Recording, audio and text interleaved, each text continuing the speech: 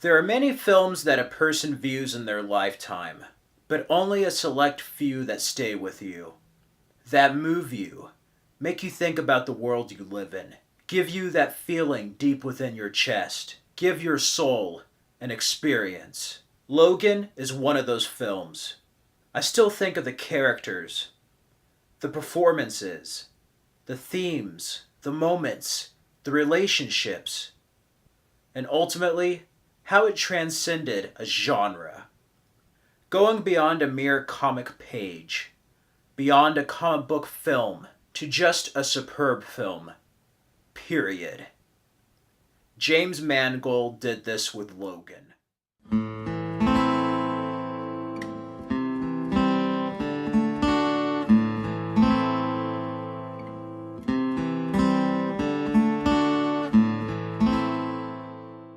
March 3rd, 2017, Logan was released nationwide in cinemas. And today is March 3rd, 2018. It has been 1 year since Logan arrived in theaters. I now own the Blu-ray and it belongs with the other X-Men films in my library. Logan is one of those films that just transcends the genre. It goes beyond a comic book film. It is just a damn good film. And I think it deserved more accolades, especially with performances by Daphne Keane, Patrick Stewart, and most of all, Hugh Jackman as James Howlett, aka Logan, the Wolverine. I remember first seeing Hugh Jackman as the Wolverine in 2000 when I saw the original X-Men. He perfectly embodied the character of Wolverine.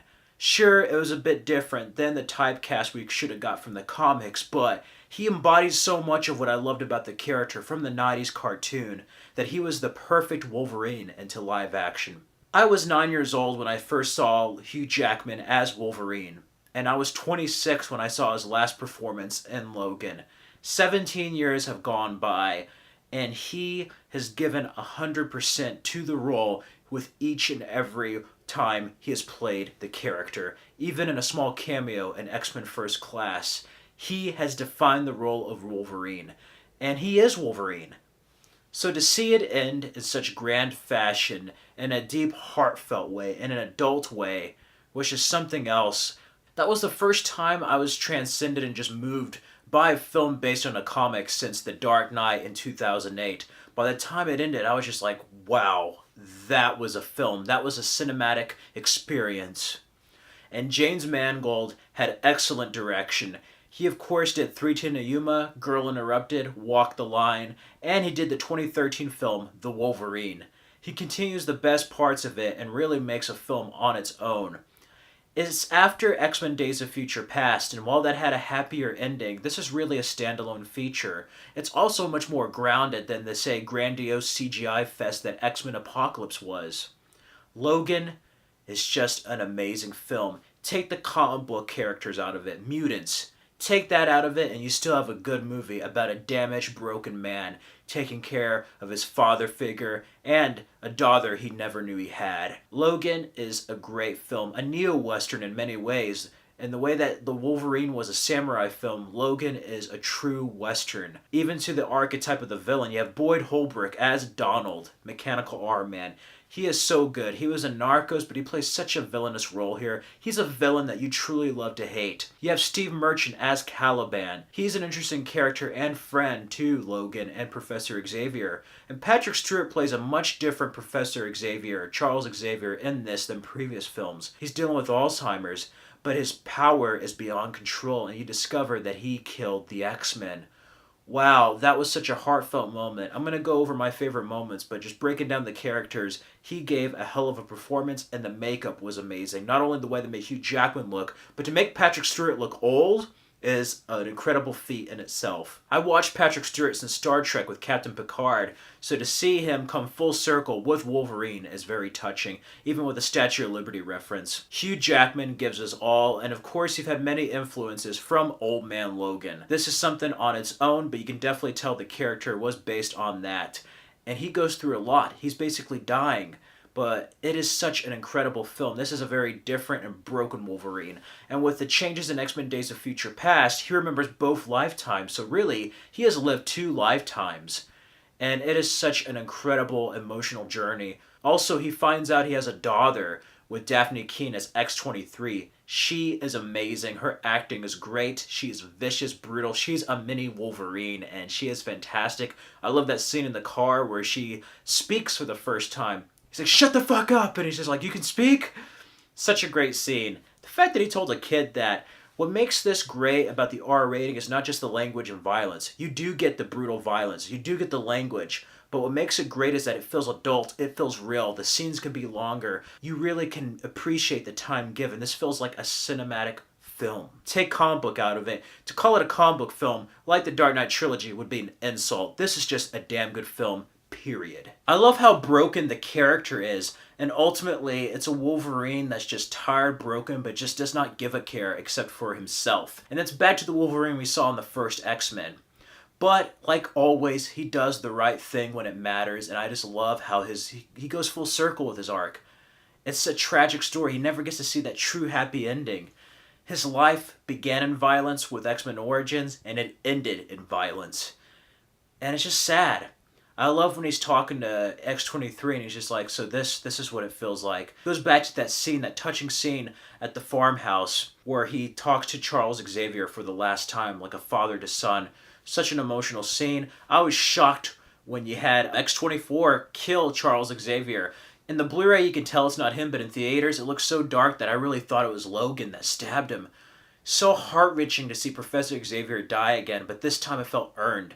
And wow, seeing Logan's reaction, the fight, him not being able to fight his former self is just hard to watch. You're seeing someone that you feel like you love just die and be weak compared to how they used to be. Which that happens in life, but to see a fictional character like that is really hard, and Hugh Jackman does a wonderful job. The direction, Marco Beltrami's score is fantastic, a very Western vibe. And yeah, that farmhouse scene was totally like Terminator 1. That was brutal. Yeah, if you let Wolverine in your house, you're gonna die. Just ask the old couple in X-Men Origins, ask this couple. But I like the prejudice there. I like seeing the different divide between the farmers, and ultimately this being an allegory for our modern day politics, especially when it comes to immigration in the United States.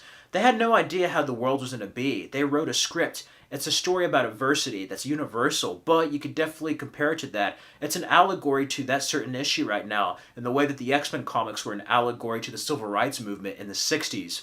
I love that. It gets back to the basics of what made X-Men special. It has something to say. It's not just about the powers of mutants and being good versus evil. It's really about people being oppressed, adversity, and facing that along with prejudice in the world. And that's what Logan gets back to. Remembers the basics of what made X-Men so special to begin with. Add that with Logan's attitude and a full, bloody, R-rated vibe from the opening onward was just fantastic. I love the hotel scene where they pretty much shook the camera and put a stabilization effect to make it seem that way. I just love everything. The parallels to other westerns, whether it be the movie Shane, which Patrick Stewart himself improvised that. He actually saw that in theaters. I love how that goes back to Laura's speech at the end and her moving the cross to an X. Such a perfect end for the series. This really could be the last X-Men. It's a shame that Disney bought out Fox because I really wanted to see more X-Men movies like this. I hope they continue down this road. Not everything has to be CGI and explosions. Not everything has to be jokes. You can still have a compelling story and still be a damn good film and still honor the comics. And there's so many moments where they do that. I mean, I just love Logan. Logan was the Wolverine film we all were waiting for the moment we heard that he was going to have a standalone feature. I love Logan. James Mangold made a modern masterpiece. He really did. And I thought it was the best film of 2017. It's just a shame that it only got a screenplay nomination because I thought it deserved much more. Hugh Jackman especially. But they didn't give it to Dark Knight that much for Best Picture, which is a shame because I thought Logan merited that. In years to come, Logan's going to be remembered for being a great film, period. It's not going to be like the other stuff with Marvel and their MCU. It's not going to be like the DC stuff. And it's not certainly going to be like the X-Men films. Logan is that perfect standalone film where even though it's tied to the X-Men universe, it really is its own thing. But yeah, starting out with a really horrible X-Men Origins Wolverine to the good, entertaining Wolverine film from 2013 to end with Logan is such a great feat. Never since Captain America have I seen a trilogy progress and get better and better, and it's such an amazing movie. Funny moments between Charles, Xavier, and Logan, heartfelt moments between him and his daughter, and I just love it where he takes that shot and just like yells and just basically goes ape shit on everybody in the field. Some crazy moments, sad moments, nice little nods to the comics, but Logan, after 1 year, still stands strong. And we're still going to be talking about this film, not only for years to come, but I feel decades. This film is a hidden gem and special, and I think it's going to age much better than the modern Marvel and DCEU films right now. Most definitely. Hugh Jackman had a home run with his swan song as Wolverine, and I thank him, Patrick Stewart, and James Mangold for just bringing these characters full circle and giving us the conclusion we not only needed, but we deserved. And I love Logan. Upon its 1 year anniversary, I think I'm going to watch Logan on Blu-ray. So yeah, those are just my brief thoughts on Logan for its 1 year anniversary. I still really love this film. So many other great moments. I have a non-spoiler and spoiler review in the link below. Go ahead, check those out, and my favorite X-Men film rankings. Let me know what you thought of Logan, what are your memories of it, and what do you like most about Logan on its 1 year anniversary. Comment down below and subscribe for more videos.